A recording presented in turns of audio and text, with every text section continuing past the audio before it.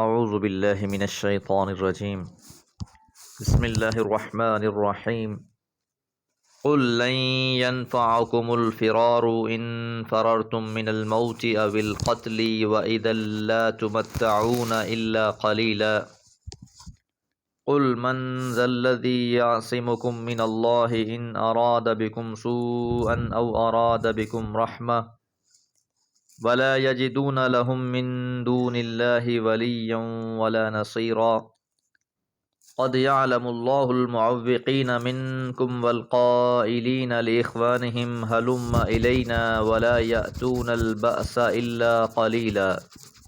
سورہ احزاب آیات 16 سے 18۔ پچھلی آیات میں ہم نے یہ بات جانی کہ غزوہ احزاب میں منافقین کے مختلف گروہوں نے مختلف چالیں چلیں کہ کسی طرح ہم یہاں سے راہ فرار اختیار کر لیں۔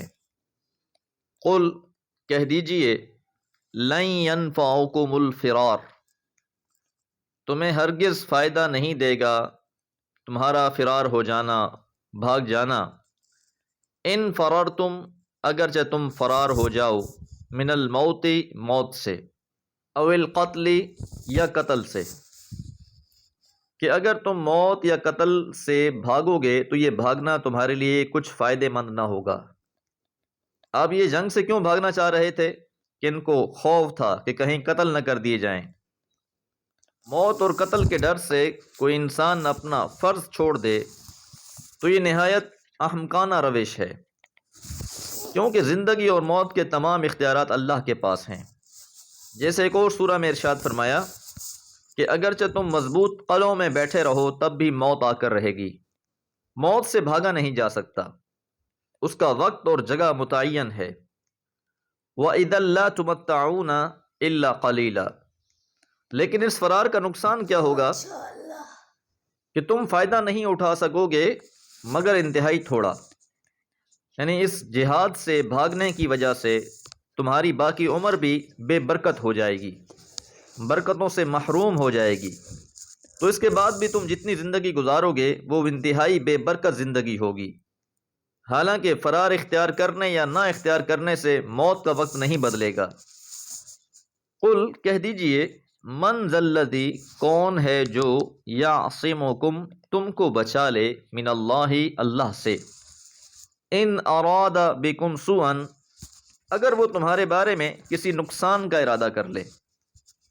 اگر اللہ تعالیٰ کسی کے مقدر میں کوئی نقصان لکھ دے تو پھر کون اس نقصان کو ٹال سکتا ہے؟ تو اللہ تعالیٰ کی طرف سے آنے والی تکالیف کو کوئی ہٹانے والا نہیں ہے۔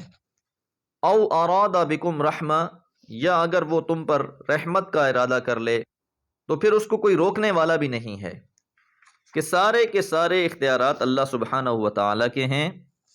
اس نے اگر مقدر میں کوئی نقصان لکھا ہے، کوئی تکلیف لکھی ہے تو اسے کوئی دور کرنے والا نہیں ہے سوائے اس اللہ کے۔ اور اگر کوئی رحمت، برکت، خیر و بھلائی حاصل ہونی ہے تو وہ بھی اللہ کی طرف سے ہونی ہے، اور جو چیز اللہ تعالیٰ کی طرف سے عطا ہونی ہو اسے کوئی روک نہیں سکتا۔ حضور علیہ الصلوۃ والسلام کی فرض نماز کے بعد کی دعا، اللہم لا مانع لما اعطیت، کہ اللہ کوئی روک نہیں سکتا جو تو عطا کر دے، ولا معطی لما منعت، اور کوئی دینے والا نہیں ہے جسے تو روک لے۔ تو یہ سارے اختیارات اللہ ہی کے ہیں، تو یہ بھاگ کر کہاں جانا چاہ رہے ہیں؟ ولا یجدون لہم، اور وہ نہیں پائیں گے اپنے لیے، من دون اللہ، اللہ کے سوا، ولیا، کوئی کارساز، ولا نصیرا، اور نہ ہی کوئی مددگار۔ اللہ کے علاوہ تو کسی کے اختیار میں ہی نہیں ہے۔ اللہ تعالیٰ کے سوا انسانوں نے جتنے بھی آسرے اور سہارے بنا رکھے ہیں وہ بے حقیقت ہیں۔ قد یعلم اللہ، تحقیق اللہ جانتا ہے، المعوقین، روکنے والوں کو، منکم، تم میں سے، والقائلین، اور کہنے والے، لاخوانہم، اپنے بھائیوں سے، ہلم الینا، ہماری طرف آ جاؤ، کہ اللہ تعالیٰ ان لوگوں کو جانتا ہے جو اپنے بھائیوں کو جنگ سے روکتے ہیں اور ان سے یہ کہتے ہیں کہ ہمارے پاس آ جاؤ۔ لوگ جنگ میں حصہ نہیں لیتے، چھپتے چھپاتے رہتے ہیں اور سمجھتے یہ ہیں کہ ان کی سازشوں سے کوئی آگاہ نہیں ہے۔ قد یعلم سے اس بات کی طرف اشارہ کر دیا، قد یعلم اللہ، اللہ تعالیٰ جانتا ہے، اللہ آگاہ ہے ان کی سارے کاموں سے۔ تو یہ اشارہ ہے ان منافقین کی طرف جو نہ خود دفاع میں حصہ لے رہے تھے مدینہ کے، بلکہ اپنے اعتماد اور تعلق والے دوسرے لوگوں کو بھی روکتے تھے اور ان سے کہتے تھے کہ ہماری طرف آ جاؤ۔ یہاں یہ بات بھی یاد رہے کہ غزوہ خندق میں دفاعی لائن بہت طویل تھی، 3 میل سے زیادہ علاقے میں خندق کھودی گئی تھی، مختلف گروہوں کو مختلف جگہوں پر تقسیم کر دیا گیا تھا۔